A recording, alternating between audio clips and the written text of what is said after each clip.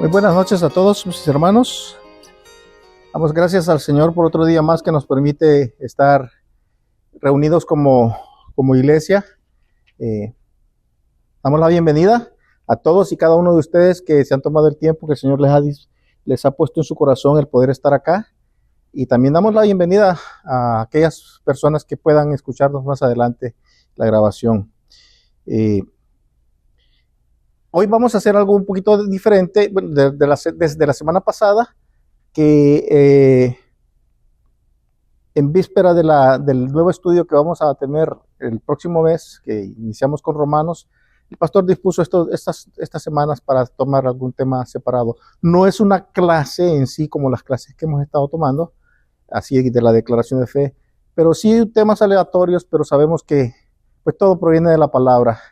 Y como Pablo le dijo a Timoteo, ¿verdad? Toda la palabra, toda la escritura es útil, es inspirada por Dios, es útil para redarguir, para corregir, para instruir en justicia, a fin de que el hombre sea perfecto, ¿verdad? Preparado para toda buena obra, ¿verdad? Entonces, desde ahorita les menciono, hermanos, que es un tema que el Señor ha puesto en mi corazón. Les recomiendo, les encarezco, les pido que dejemos de un lado el pensamiento de, el hermano está usando una plataforma, está usando la plataforma para decir algo que quiere. No, esto es palabra del Señor y pues es el Señor en realidad el que nos está siempre instruyendo, el que nos está redarguyendo, el que nos está pues corrigiendo cuando es necesario también. Entonces, pongamos eso en nuestro corazón de esta manera, de forma tal de que podamos extraer lo más posible para nosotros, para cada uno de nosotros. Es importante esto, quería aclararlo para que no quedemos en para que no nos predispongamos, pues, para que no nos predispongamos. Porque, lo digo porque yo fui el primero, leyendo y estudiándolo un poquito así, que fue un estudio bastante breve, es bastante breve, pero el Señor me estaba dando así como buenas sacudidas, ¿no? Y entonces, pues de la misma manera creo que puede llegar al corazón de ustedes, pero sea Dios glorificado y sea Él exaltado y nosotros corregidos por su gran amor, ¿verdad? Hace algunos años, ya varios, más de 10, el pastor Chuy Olivares, fundador de Casa de Oración, dio una serie de estudios que la tituló La historia de la iglesia. En esta hablaba de varios personajes de la historia, mártires, hombres de Dios que dieron su vida por la palabra. Uno de ellos fue John Hus, o Juan Hus, como decimos nosotros en español, y él dijo: ama la verdad, vive la verdad, predica la verdad, defiende la verdad, porque el que no habla la verdad traiciona la verdad. A él lo llamaron hereje, lo trataron muy mal, y mientras, mire, cuando a él lo quemaron en una hoguera, y mientras lo quemaban, él gritaba esas palabras. Y aquí, imagínate estar en ese fogón ya pereciendo y decir: ama la verdad, predica la verdad, di la verdad, porque si no dices la verdad, estás traicionando la verdad. La pregunta que se nos viene puede ser que ¿estamos nosotros dispuestos a dar la vida por la verdad? ¿Estamos nosotros con ese amor hacia la verdad? ¿Y quién es la verdad? Cristo, exacto. Nuestro Señor Jesús, Él dijo, ¿verdad? Yo soy el camino, la verdad y la vida, y nadie llega al Padre sino por mí. Tristemente, más del 80% de las iglesias en el mundo predican un evangelio super light, super bajito. Apela a la sensualidad, a la codicia. Un evangelio que exalta el ego, que enseña sobre la autoestima. ¿Sí? Es totalmente contrario al verdadero evangelio de nuestro Señor Jesucristo.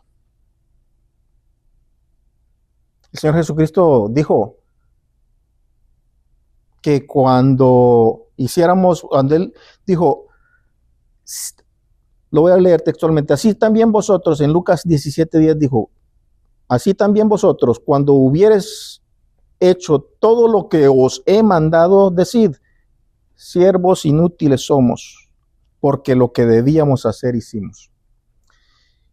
Y a esto es lo que el Señor nos ha llamado, a hablar la verdad, a hablar y defender el evangelio. Y esto implica mucho sufrimiento también, por supuesto, pero en aras de predicar la verdad de nuestro Señor Jesucristo. Tenemos que presentar la doctrina sana, pero también nos lleva a nosotros a comportarnos de forma correcta también, hablando la verdad. Y no solamente de palabra, sino con nuestra actitud, con nuestros actos, con nuestro hacer. Este mismo John Hus fue el que dijo, prefiero herirlos con la verdad que matarlos con la mentira. Palabras que se han repetido infinidad de veces. Y es que debemos de hablar con esa verdad porque en estos tiempos aún más, desde hace tiempos, pero aún más ya en estos tiempos, se ha tergiversado la palabra del Señor. Ahora, tomando en cuenta esto, les pido que me acompañen en una oración, encomendándonos al Señor, una breve oración, para que sea Él hablando a través de mí. Padre Santo, Padre bueno, estamos delante de ti con un corazón receptivo. Queremos estar receptivos a tu palabra, Señor. Sé tú hablándonos a través de este siervo inútil. Y permite, mi Dios, que los oyentes en este momento y los que van a oír más adelante puedan también, Señor, tomar para sí, corregir lo que sea necesario corregir y que seas tú el único exaltado. Ayúdame, Señor, para que pueda hablar solamente lo que tú quieres y nada de mí. Nada de mis pensamientos, sino, Señor, lo que tú has puesto. A ti la gloria por siempre, mi Señor Jesús. Te damos el reconocimiento y toda la alabanza. Amén. El tema que le di a este pequeño estudio, a esta pequeña reflexión, se titula Hablando la verdad, la nueva vida en Cristo. Está basado en Efesios. Si quieren ir conmigo, vamos a Efesios capítulo 4, versículos del 17 al 32.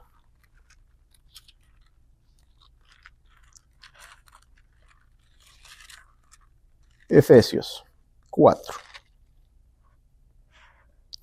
Vamos a irlo leyendo de a poquitos para no gastar mucho tiempo en la lectura de los versos completos, todo el texto completo. Pero como texto base, yo le puse el verso 25 que dice, por lo cual, desechando la mentira, hablad verdad, cada uno con su prójimo, porque somos miembros los unos de los otros. La verdad, dijo el Señor, que nos haría libres. Bajo un costo, sí, pero finalmente seremos libres y somos libres en Cristo. Pablo empieza a hablar, voy a ser directo para ganar tiempo porque el estudio es breve, pero a la vez se lleva un poquito de tiempo y me gustaría terminarlo, los versos hasta el 32. Dice el versículo 17, esto pues digo y requiero en el Señor, que ya no andéis como los otros gentiles que andan en la vanidad de su mente. Aquí Pablo empieza, después de haber estado dando algunas instrucciones anteriormente sobre ese amor que excede todo el entendimiento, sobre estaba hablando sobre la unidad del Espíritu también al principio del capítulo, pero ahora está hablándole a la iglesia en Éfeso, les está escribiendo y les está diciendo, esto digo y requiero en el Señor. Está indicando dos cosas el apóstol Pablo aquí.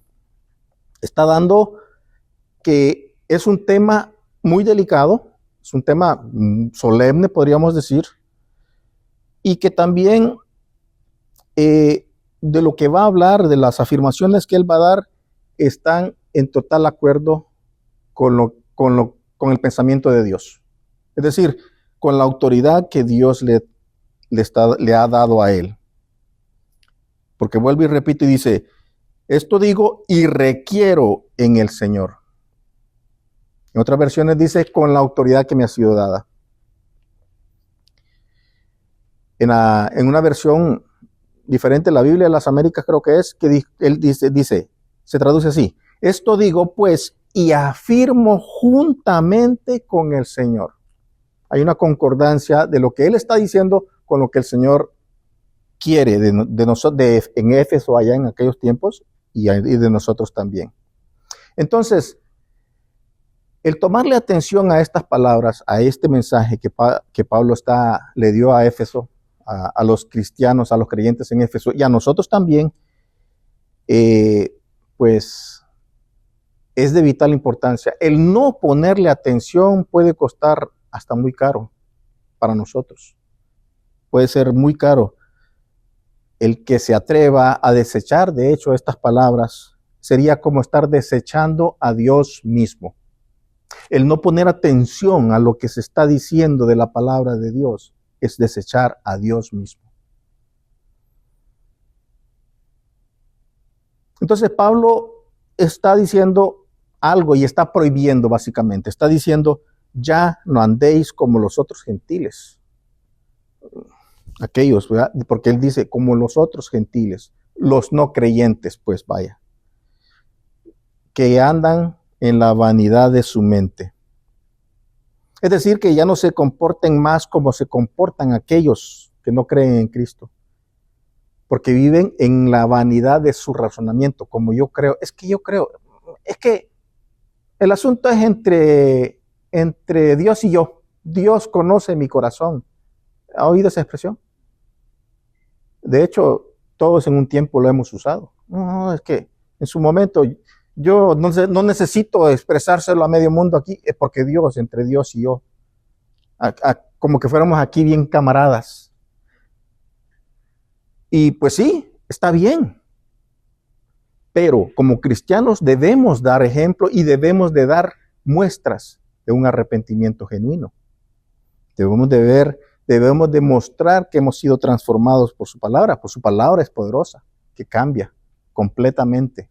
Nos hace una persona nueva, una criatura nueva, donde dejamos las cosas viejas, ¿verdad? Aunque en nuestra traducción, la traducción que nosotros usamos, el término vanidad se vale así con la vanidad nada más, pero Pablo está dando una claridad, con mayor claridad lo que quería decir, está dando una mejor idea, porque él está implicando en su palabra originalmente la inutilidad, o sea, la falta de contenido de esa vanidad en la mente de las personas, esa incapacidad por producir resultados apropiados. Pablo está diciendo que los valores, los sentimientos, las creencias y las disposiciones de los que no son creyentes son inútiles, básicamente.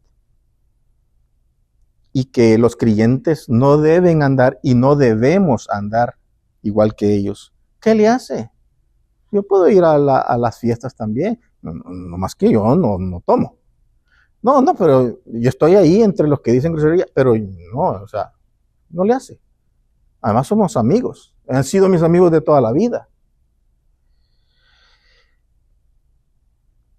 Es posible que los creyentes en Éfeso en ese tiempo estuvieran viviendo de una manera inapropiada. Y por eso es que Pablo les escribe, por eso es que Pablo les prohíbe y les empieza a decir, no hagan eso. Probablemente estaban siendo afectados por el modo de pensar de los no creyentes. Y por lo tanto,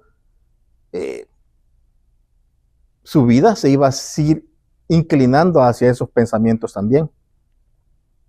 Pero aquí tenemos no solamente una prohibición que Pablo les está haciendo, sino la advertencia de que se puede caer al igual que ellos, que el creyente puede pensar que es creyente, pero que vive como un no creyente.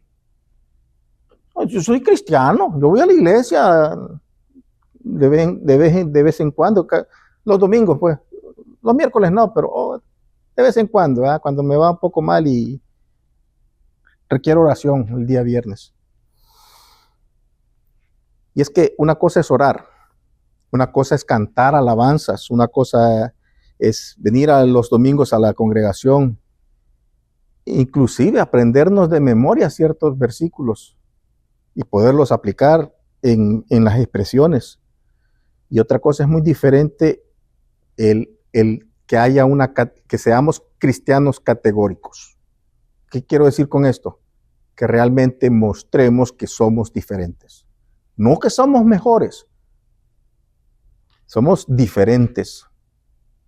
Aunque se vale decir que somos mejores porque somos ahora nueva criatura en Cristo. La vida es mejor. Un teólogo dijo hace algunos años, dijo que el cristianismo es como el sol, porque no solo brilla con su propia luz, sino que a través de esa luz nosotros podemos mirar apropiadamente a los demás, o todo lo demás, no solo a las personas, también las cosas. Pablo está haciéndoles mención que estos cristianos, estos no creyentes,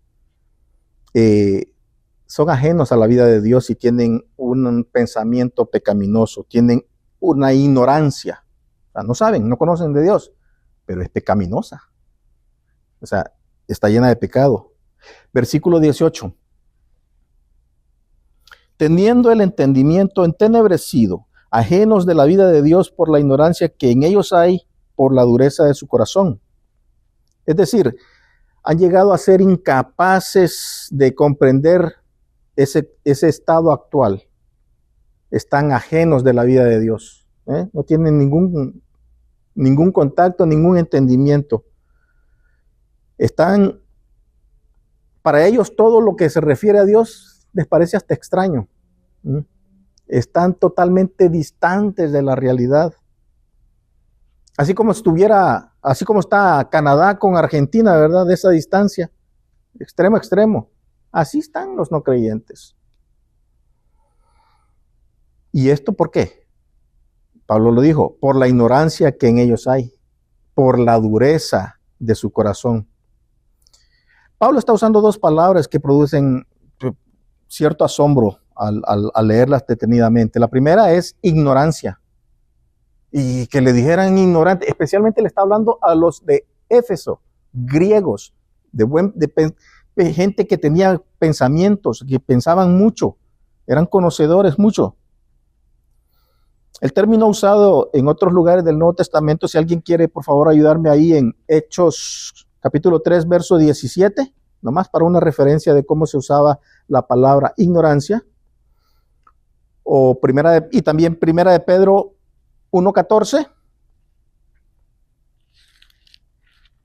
Hechos 3:17.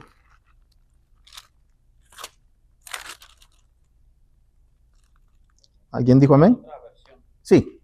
Hechos 3:17. Ajá.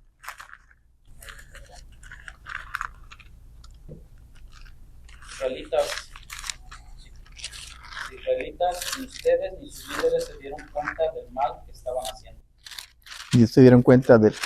Mas ahora, hermanos, sé que por ignorancia lo habéis hecho, como también vuestros gobernantes. Por ignorancia. Está usando de que no tiene ignorancia, que tienen carencia de conocimiento. Primera de Pedro 2:15, o primera de Pedro 1:14 dije, ¿verdad? ¿Quién lo tiene? Como hijos obedientes, no os conforméis a los deseos que antes tenéis, estando en vuestra ignorancia. Estando en vuestra ignorancia. Está hablando de esa palabra, ese término que es ignorancia. Esa es la falta de conocimiento que nos lleva a pescar los pecados, ¿verdad?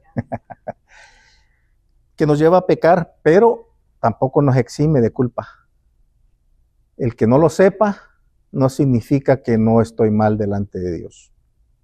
Yo no sabía que era pecado. Pablo dijo, ¿verdad? Y qué bueno que la palabra le mostró que la avaricia es pecado. Si no, ¿cómo hubiera sabido que era malo delante de Dios? La otra palabra que expresa aquí, resalta, es cuando dice la dureza, en esa expresión, dureza del corazón, que es la falta del conocimiento, que no es que precisamente proceda de una falta de conocimiento, ¿eh? que sea pobreza de capacidad cognitiva, pues, o sea, que no tenga entendimiento, sino que es un estado del corazón, de cómo está arraigado el corazón, o sea, el pensamiento del hombre, del ser humano. El término aquí que se usa es porosis. ¿Han oído esa palabra? En los términos médicos dice la osteoporosis, ¿verdad? Esa porosis, esa palabra originalmente la usaban para determinar una piedra que es más dura que el mármol. Imagínense, el mármol es súper duro, ¿verdad? Entonces es una piedra más dura que el mármol.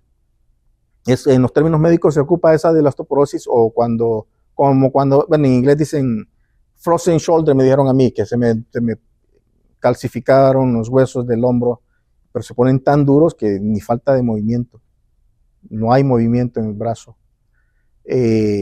O como cuando alguien se fractura un hueso, la pierna o el brazo, y cuando se vuelve a pegar, se hace como una especie de callo ahí, ese hueso, pero que es aún más duro que el hueso mismo. Es más, los soldadores deben de saber, los que saben de soldadura, saben que la soldadura es aún más fuerte y más dura que el propio metal, aunque es aleación del mismo metal, pero es más fuerte, es más, pero pegajosa, más dura, difícil de roer.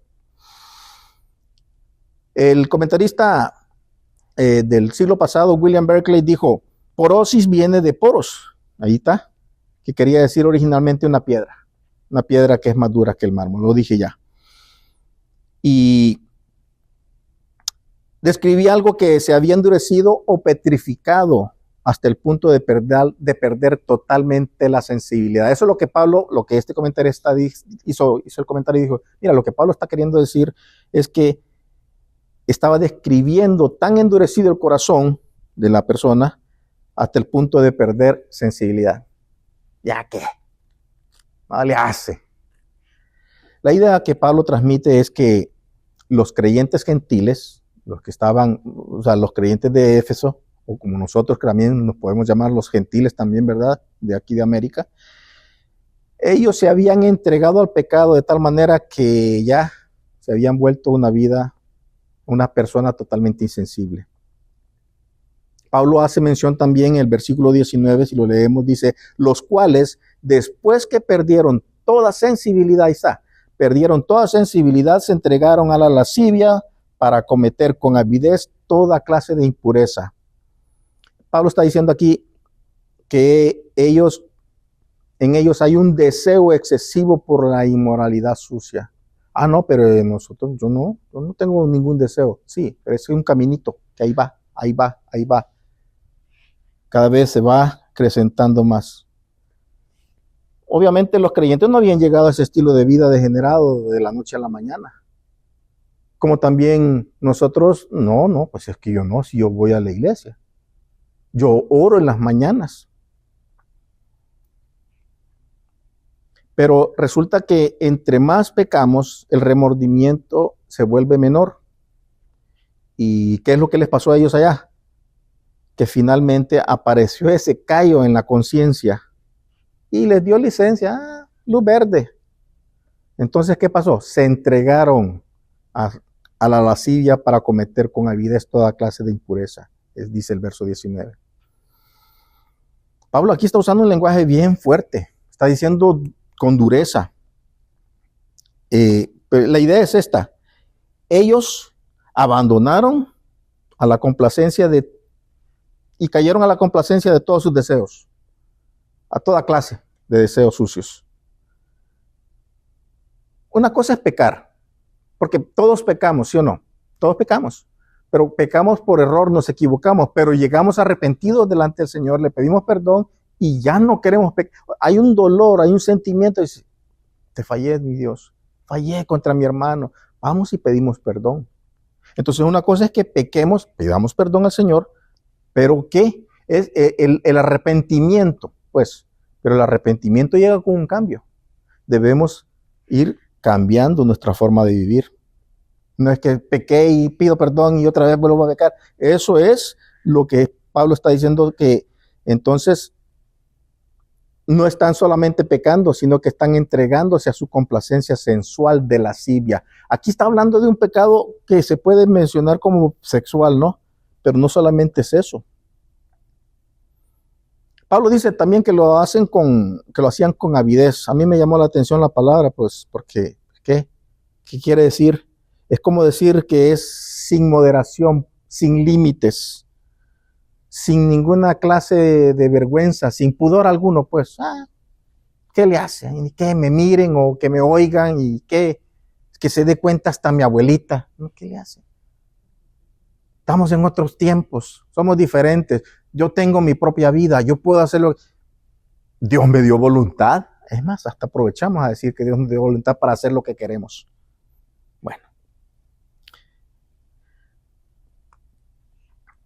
El texto aquí no está sugiriendo que algunos creyentes estuvieran viviendo de tal forma, tan grave. No está diciendo eso.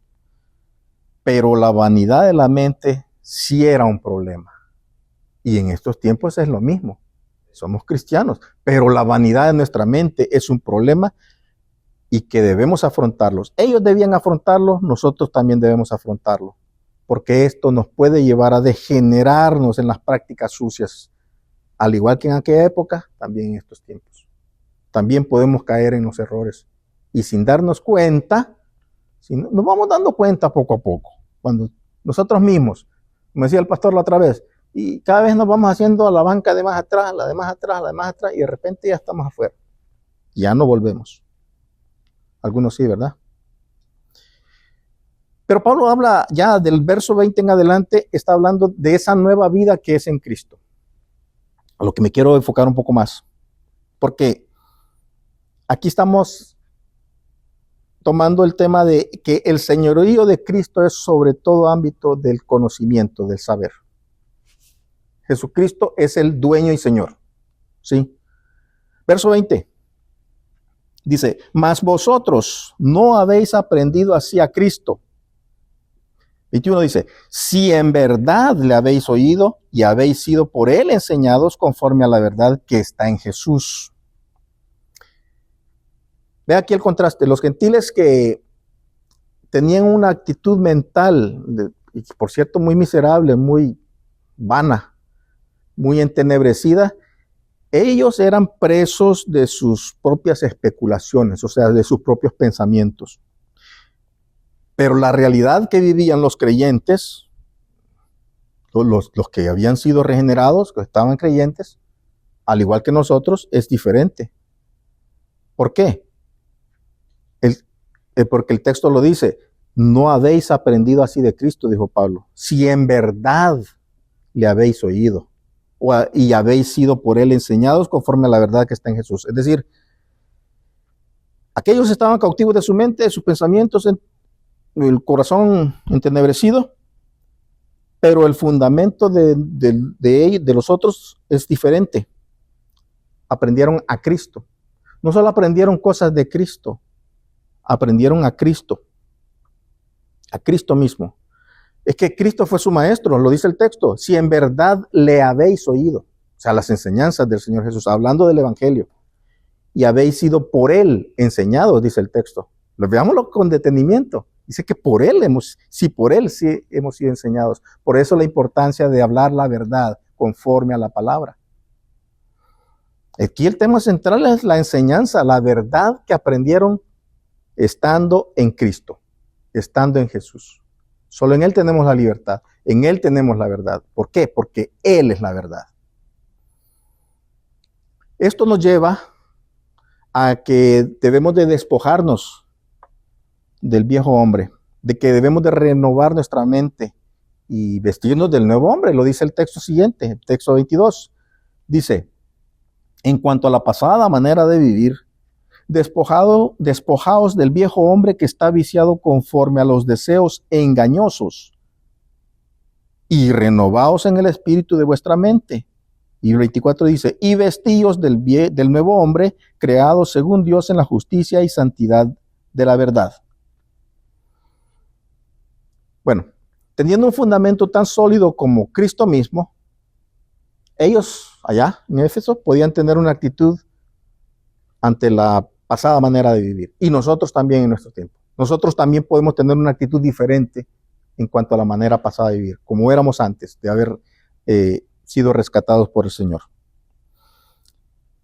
¿Qué les dice Pablo? Debían de despojarse del viejo hombre. Pablo estaba sacando su PowerPoint aquí. Les está graficando cómo debían de hacer el PowerPoint, o sea, en palabras. Les está expresando, mira, es como que te quites esa ropa sucia, maloliente, apestosa,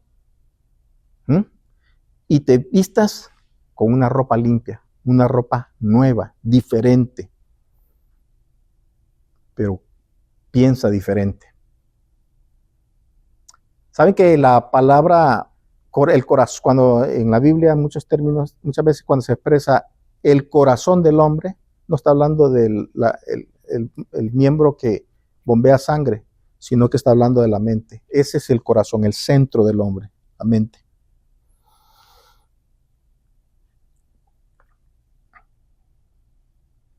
¿Por qué dice que están en ese, está hablando de los deseos engañosos? El término que Pablo ocupa aquí lo caracteriza como una decepción.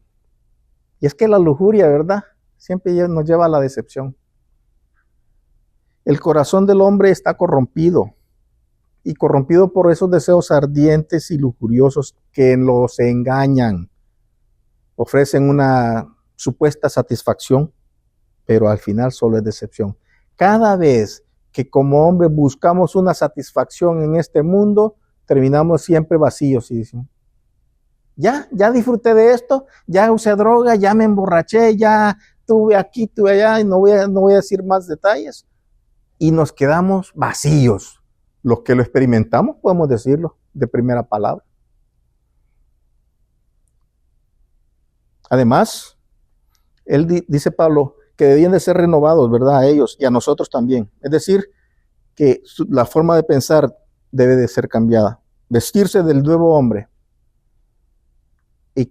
Pero ese hombre que está hecho a la imagen de Dios, que vive en conformidad a la justicia, o sea, en rectitud, en la rectitud de Dios, que está apartado para Él, o sea, la santidad de Dios, está apartado para Él según la verdad. Y aquí vemos ese contraste que les mencioné hace un momento. Los gentiles incrédulos están totalmente ajenos de la vida de Dios, pero los creyentes viven para Dios. Bueno, lo voy a decir diferente, un poquito. Los creyentes debemos vivir para Dios, porque algunos no, y se dicen creyentes. La vida pasada, la vida vieja está caracterizada por deseos que al final nos llevan solamente a la decepción, como dije. Estos deseos arrastran a la persona a toda clase de excesos, con una falsa promesa, con una falsa paz, con una falsa felicidad, con una falsa identidad, con una falsa superación, etcétera, etcétera. Usted enumérelo. Todo es falso. Esos deseos, esa vieja manera de vivir que teníamos nos llevan solamente a decepciones, creyendo que somos felices, creyendo que somos alguien, creyendo que somos algo, que tenemos algo, pero estamos siempre vacíos. ¿Puede usted identificar alguno de esas cosas que de pronto están todavía en su alma? No diga, no levante la mano ni diga nada, pero piénselo. Debemos siempre pensar en eso. Pensemos cuál de esos pensamientos que aún nos están atacando. Es que mira, de repente es que, estaba viendo un video de fulanita de tal que anduvo por la playa. Ay, qué galán. ¿Cómo andar en la playa? Ese deseo. Ahí está un deseo de yo también quererme ir a estar en la playa. Es que tiene un carro. Ay, como quisiera yo un carro como esos. Estamos también, hay algo en nuestro corazón, hay algo en nuestro pensamiento que queremos como los demás. Son deseos engañosos. Esos deseos engañosos que dominan las acciones. ¿Estamos orando por ellos? Si tan solo tuviera eso, tan solo tuviera aquello. Pero estamos pensando y pidiéndole al Señor que nos quite esos deseos engañosos, que nos ayude. Y aquí vamos a ver que no solamente que nos quite, hay una acción nuestra. Pero veamos los versos 25 al 32, ya vamos avanzaditos.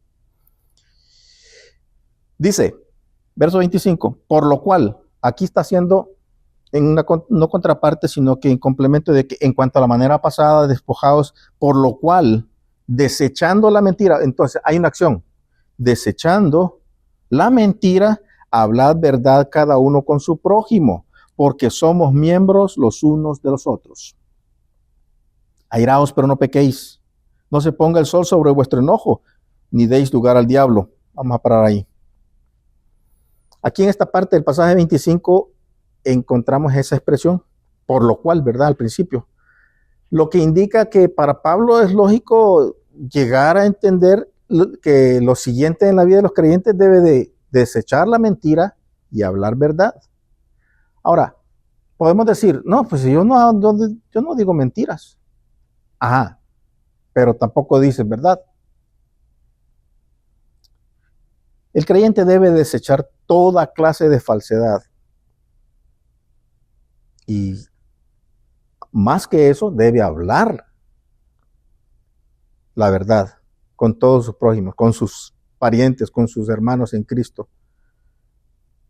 ¿Por qué? Pablo lo dice, porque somos miembros los unos de los otros. Mira, cuando un miembro se duele el cuerpo. Voy a poner un ejemplo. Vamos a decir que el ojo va caminando el cuerpo, ¿verdad? Y el ojo le dice al cerebro, ahí hay un gran barranco, pero está a 30 metros. Sigue corriendo. El cerebro indica su cuerpo y sigue corriendo, pero en realidad el ojo le mintió, lo engañó. Estaba a 3 metros. ¿Qué pasó? Cataplum, ¿verdad? Cayó, se lastimó. Otro ejemplo. La mano le dice al cerebro,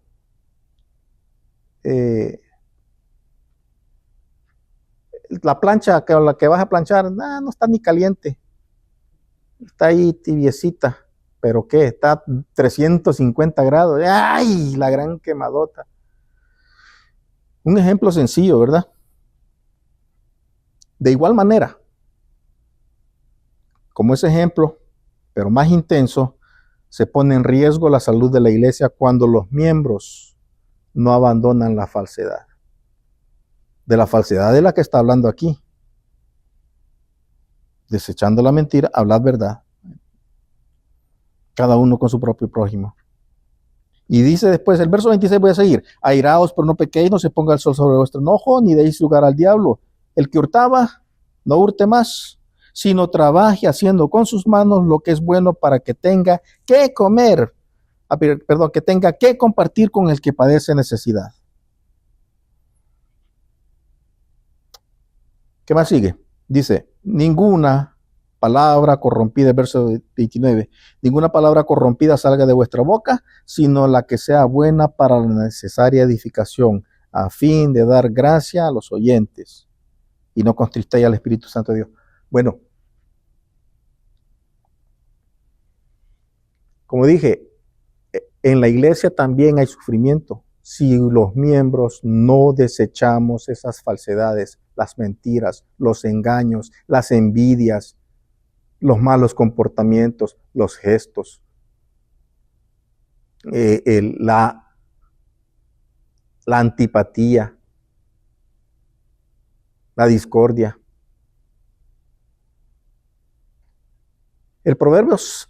En el Proverbios 6, verso 17, dice que la lengua mentirosa está entre las cosas que Dios más aborrece. Ahí habla una lista, ¿verdad? 6 cosas aborrece el Señor. No, 7, dice después el proverbista. Y entre ellas está hablando que la lengua mentirosa es una de las cosas que Dios más aborrece.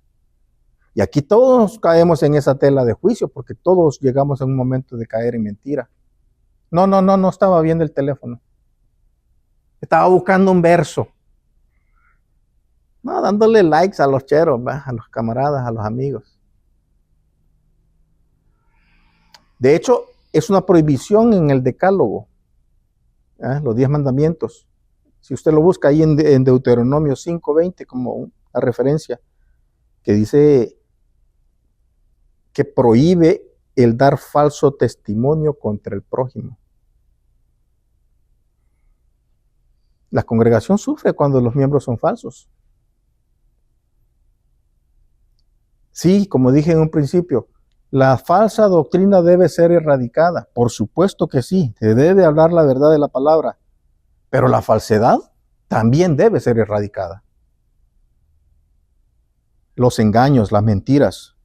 Si queremos construir una iglesia sana, debemos procurar ser intencionales, dice el pastor, ¿verdad? Debemos ser cristianos intencionales, con toda la intención de procurar ser auténticos, de ser transparentes, hablar la verdad. No solamente en la materia de lo que es la doctrina, la enseñanza de la palabra, sino que en las relaciones como iglesia. Y cuando digo la iglesia, no es el edificio, nosotros como miembros. La iglesia somos nosotros. Un ejemplo en esto. De repente, en la iglesia, un matrimonio ejemplar. ¿Sí? Ejemplar. Y es más, eran hasta los líderes del ministerio de matrimonios. Y de repente se separan y se van a divorciar porque no hay remedio alguno. ¿Pasó esto de la noche a la mañana así nomás? Claro que no. ¿Qué pasó? Había una vida falsa en ellos. Ellos estaban mintiendo, estaban engañando a la iglesia. Fingían tener una comunión entre ellos mismos, entre los hermanos que oraban y dirigían las oraciones y hagamos actividades y mucho dinamismo. Pero estaban viviendo una vida falsa porque se peleaban como perros y gatos en la casa. Y ya me voy, ¿y para dónde vas? No te va, ni te viene, ni te digo. Hay otros que fingen ser hombres de oración o personas de oración. Sí, alabado, Señor, excelentísimo Padre Celestial, y puede tardarse hasta 40 minutos en oración. O estudiosos de la palabra.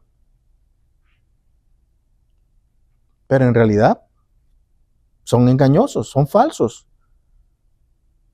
Una puede ser de que de pronto no han sido sinceros en hablar abiertamente de la debilidad que los está atañando, que los está atacando. Se han apartado de esa comunión con la iglesia. Se han apartado de la gracia que puede ayudarles.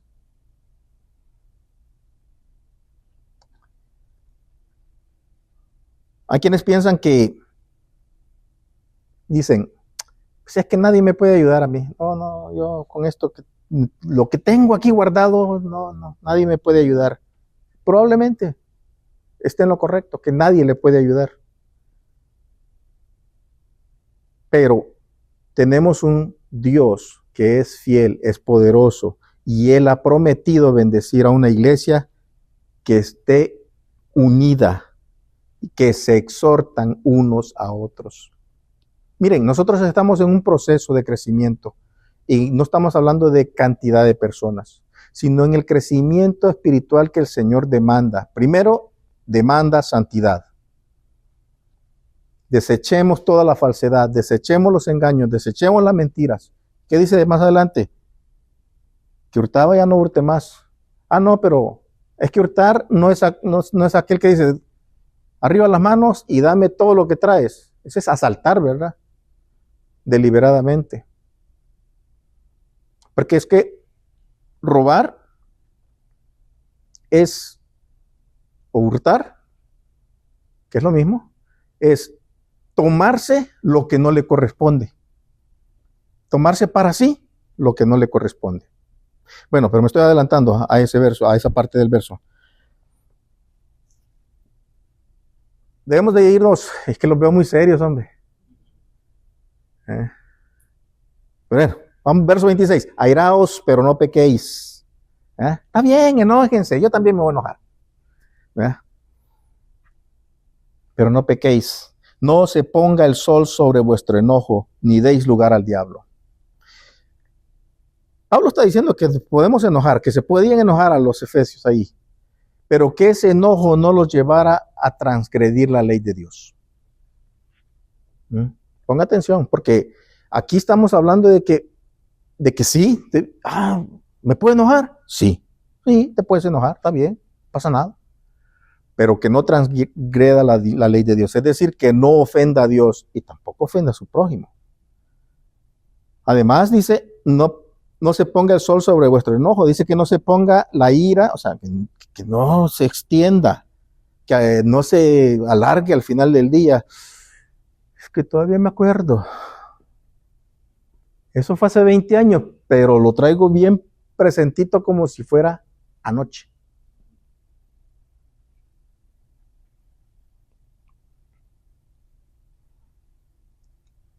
Que no te sorprenda el enojo, que no te lleve a extenderse en más tiempo en tu corazón, porque así le estamos dando terreno firme al diablo para que actúe, ¿no? Terreno fértil para que actúe. Pero ¿quién es este diablo? No dudamos de decir, ¿fue Satanás? Sí, ciertamente, pero fíjense que yo estaba leyendo esta parte. En mi Biblia electrónica tiene ahí y le da la palabra original y te da otro término. Es diabolos, que significa calumniador. Entonces no se está refiriendo solamente a Satanás. Algunos piensan que se puede tratar del hombre que se aprovecha de ese enojo para sembrar acusaciones falsas. De que los hay, los hay. Personas que se aprovechan del enojo. Ahí viene la hermana, una cara que no puede, solazo, 103 grados allá afuera.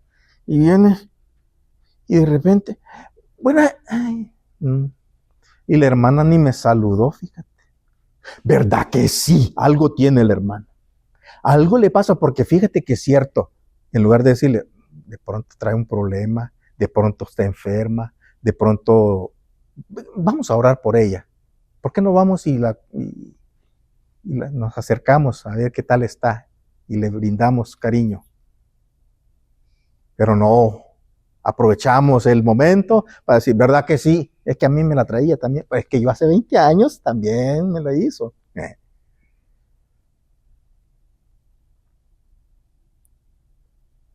Cuando la ira se mantiene durante el tiempo, esos calumniadores aparecen con esas acusaciones falsas para crear un surco, una zanja, un barranco que divide a la iglesia. Es perjudicial eso, hace daño.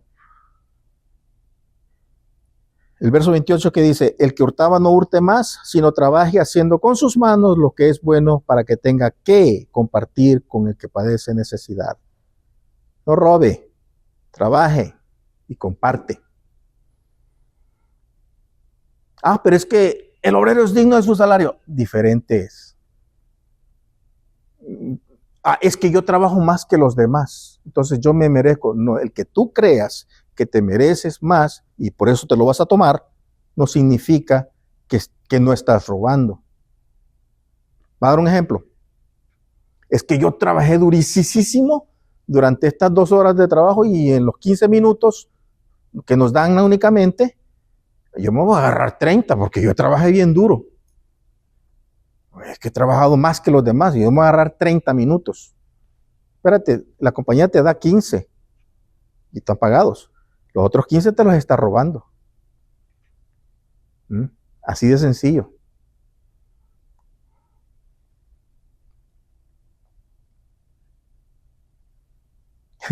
Aquí, la forma en cómo está escrita el verso el que hurtaba no hurte más, sino que trabaje haciendo con sus manos lo que es bueno para que tenga algo, pues, compartir con lo que padece necesidad, nos hace pensar que como si hubiesen o no hubiese cristianos allá en Éfeso, ¿verdad? Aquí no, que estén todavía cristianos genuinos, verdaderos creyentes, que todavía le estaban rascando como la gallina. ¿Sí? Eso lo deja entrever, porque él dice, el que hurtaba, no, mira, estás robando, ya no lo hagas, ya no lo hagas. Lo estabas haciendo, ya no lo hagas. Eso que te llevas el material del patrón, eso que te llevas el carro y le pones la gasolina de la compañía a tu carro, eso de que te ganas el tiempo, eso de que es que yo trabajo duro, yo merezco. Yo me lo voy a agarrar, porque yo trabajo duro. Aquí debemos de considerar el sentido aún más amplio de este término, porque hurtar significa tomar posesión de algo que no nos pertenece. Y aplíquelo a todo: tiempo, dinero, cosas, materiales, etcétera. Así que no solo en aquella época, sino también en nuestra época, más de alguno podría ser acusado, y de forma legítima, acusado de robar, de hurtar. Aquí Pablo está dando la orden de que no solo una orden prohibitiva, ¿verdad? Dice, el que hurtaba no hurte más. Está diciendo, no, ya no lo hagas. Pero le está dando un sentido positivo también. ¿Por qué? Porque los manda a trabajar. De pronto, allá en Éfeso, estamos hablando de Éfeso ahorita, allá en Éfeso, pues se aprovechaban, pues, y aquí nosotros somos los que limpiamos el templo, y nosotros somos los que vamos y traemos y las pancartas, y pues, llévate esa leche, bro, llévate esas piernas de ternera, no le hace. O sea, espérame. No se aprovechen, no sean ociosos, pónganse a trabajar, está diciendo Pablo.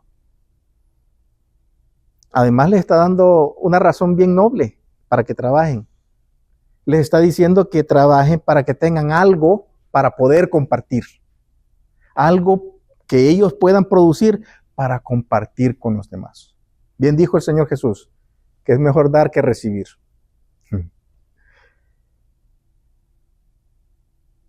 Pablo fue un ejemplo. Él dio ejemplo. ¿Se acuerdan allá en Hechos 20? Cuando él se está despidiendo de allá en Mileto, ¿verdad? Les dice el verso 34, por si quiere la referencia. Vosotros sabéis, del capítulo 20, vosotros sabéis que estas manos me sirvieron para mis propias necesidades, dijo Pablo, y las de los que estaban conmigo. Pablo está diciendo, yo he trabajado duro, pero también los que han estado conmigo, también les he servido a ellos. ¿Y qué hacemos la iglesia? La iglesia venimos y ofrendamos, ¿verdad? Trabajamos duro. No es dinero lo que dejamos, es vida. Porque te levantaste a las 6 de la mañana, a las 6 de la madrugada. te levantaste temprano, te fuiste a trabajar, trabajaste duro bajo el sol, y eso te lo remuneraron en dinero. Y ese dinero lo trajiste a la iglesia para servir, para ayudar a las necesidades de la iglesia. Por lo tanto, es vida, es tu vida la que estás dando, parte de tu vida. Entonces nosotros como administradores también debemos de respetar eso, porque estamos respetando la vida de los hermanos. Eso estamos hablando en el ámbito de la iglesia. Pero también en nuestro entorno regular, nosotros debemos de respetar y no tomarnos lo que no nos corresponde, aún así parezca insignificante.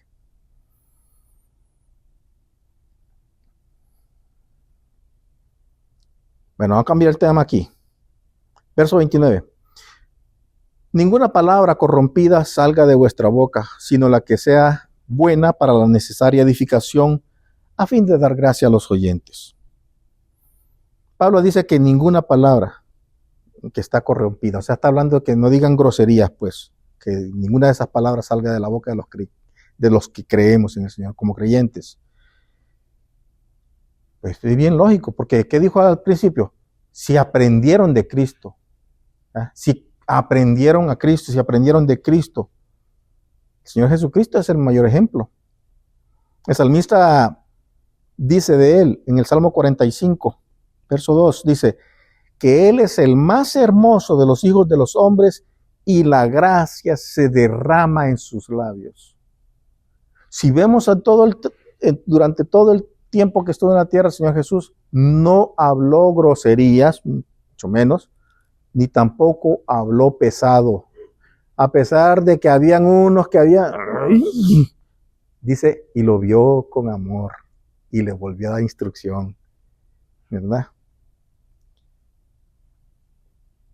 Es más, allá en Juan 7:46 dice que sus enemigos dijeron de él, admitieron pues, es que jamás hombre alguno había hablado como él, dijeron, ¿verdad? Estos guardias, es que no, jamás alguno había hablado como él. El mayor ejemplo es nuestro Señor Jesucristo. Salomón indica que la boca del justo emite sabiduría. También dice que los labios del justo dan a conocer lo agradable y que la lengua del sabio hace grato el conocimiento. Ahí está en los Proverbios 10 y 15. Ahí en algunos versos por ahí. De manera tal que no se trata solamente de que no hablemos palabras corrompidas, que no hablemos vanas palabras, sino que hablemos lo necesario para la edificación de los oyentes, de quienes nos oyen. Dice el pastor Fleming Tejada que durante el tiempo que estuvo allá en el Congreso de Jóvenes, las veces que estuvo con el pastor Chuy y que fueron a comer, que fueron a su casa, esto y lo otro, dice, siempre estaba dando instrucción, siempre estaba dando una enseñanza. En la platiquita sencillita aquí, una enseñanza, dando una instrucción, animando con la palabra. Y pues también nosotros debemos de buscar el que lo que hablemos sea para la edificación, para el beneficio de aquellos que nos escuchan. No solamente los que estamos acá al frente, en nuestra comunión, en nuestra conversación, ¿sí? Cuando estamos en los temas comunes y cualquiera. Verso 30, vámonos sobre el final. Y no contristéis al Espíritu Santo de Dios, con el cual fuisteis sellados para el día de la redención. El Espíritu Santo ha sido dado para estar con nosotros, ¿cierto? Bueno, y para estar con nosotros a lo largo de toda nuestra vida. Es una promesa que el Señor hizo. Estará con nosotros hasta el día de la redención, pero Él puede ser entristecido. Y puede ser entristecido, obviamente, con todas esas malas actitudes que como creyentes, nosotros los creyentes que decimos tener el Espíritu, que somos el templo del Espíritu Santo, podemos cometer. Mira, ¿has escuchado o has dicho la expresión de, y es que me contestó así de feo, me hizo un gesto y una mirada que cómo me dolió. Como madre que he sido durante todo este tiempo, me ha dolido. Yo que soy su padre, eso sí duele. Pero aquí él no está hablando de ese sentimiento lastimero, de ese sentimiento egoísta, de que a mí me hizo esto, a mí me duele. El Espíritu Santo no está sintiendo ese dolor. Él está entristecido, pues con nosotros mayormente, pero por nuestro bien. Porque es que Él sabe, Él es Dios, ¿sí o no? Él es Dios y Él sabe que el pecado nos va a costar. O sea, lleva consecuencias. Es como que si Él estuviera leyendo la tristeza a causa de nuestros pecados. Y entonces Él se contrista, pues, por nosotros o sobre nosotros, por cuanto Él ve el castigo que tomamos, que el castigo que nos lleva y la comunión que vamos perdiendo con Él. Ahí contristamos al Espíritu. Verso 31 dice, quítense de vosotros toda amargura, enojo, ira, gritería y maledicencia y toda malicia. Antes sean benignos unos con otros, misericordiosos, perdonándoos unos a otros, como Dios también os perdonó a vosotros en Cristo. Pablo está usando aquí un grupo de palabras que es bien interesante. La leemos así de corrida y decimos, no, pues está diciendo lo mismo. Está diciendo amargura, enojo, ira, gritería. Sinónimos, todo parecido, pero no. Aquí está usando la palabra en original, no la voy a mencionar, dijo el pastor, nos mordemos la lengua, se luenga la traba, ¿verdad? Se me traba la lengua. Nos mordemos la lengua por querer pronunciar las palabras en original. Pero es parecida a esta, picria, que significa un resentimiento amargo, la amargura. Cuando Pablo está diciendo amargura, está diciendo que es un resentimiento amargo. Lo que los griegos decían como un resentimiento imborrable. No se me pasa. Pero después dice enojo. Enojo de dos tipos. Uno que significa una furia intensa, el thimos, la furia intensa. Y otro enojo, el orge, es una ira que se mantiene. Es decir, primero es en una forma que es bien intensa. Y el otro es que constante y alargado. Hace 20 años me la hizo y me acuerdo como si hubiera sido anoche. La otra palabra que ocupa aquí es gritería. Pues obviamente aquí significa gritar, hablar fuerte, levantar la voz. Y es que los gritos son evidencia de que ahí hemos perdido el dominio propio. El último término que ocupa es maledicencia. En el griego, en realidad lo que quiere decir es la blasfemia, de lo que significan falsas palabras con el fin de dañar la reputación de otros. Y que todo esto, junto con cualquier otro tipo de malicia, Pablo está pidiendo que se quite, pero no que nos la quite el Señor, que nosotros, no, quítense de vosotros, dice el verso 31 otra vez, quítense de vosotros toda amargura, enojo, ira, gritería y maledicencia y toda malicia. En su lugar, que debemos de ser, ¿qué? Benignos unos con otros, o sea, que seamos amables, que seamos personas suaves, que seamos personas agradables con los demás, que busquemos el ser agradables con los demás, que seamos misericordiosos. Y en esto quiero que terminemos en esto, que busquemos ser misericordiosos, lo que implica tener un corazón enternecido por los demás, pero no como que, ¡ay, qué bonito! No, no es eso. Que seamos sensibles a las necesidades de los demás, que seamos sensibles a la condición de los demás. El Señor ha sido misericordioso con nosotros al darnos lo que ni nos merecíamos, ¿verdad? Su gracia.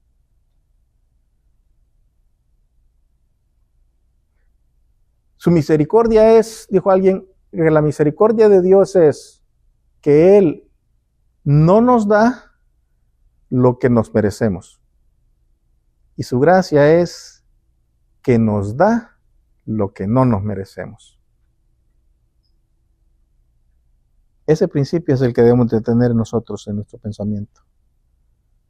Porque es que Pablo está colocando esa relación que hay entre Dios, que mantiene, esa relación que Dios mantiene con nosotros como un estándar, para que en nuestras relaciones también nosotros lo seamos. Dice, perdonando unos a otros, como Dios también os perdonó a vosotros en Cristo.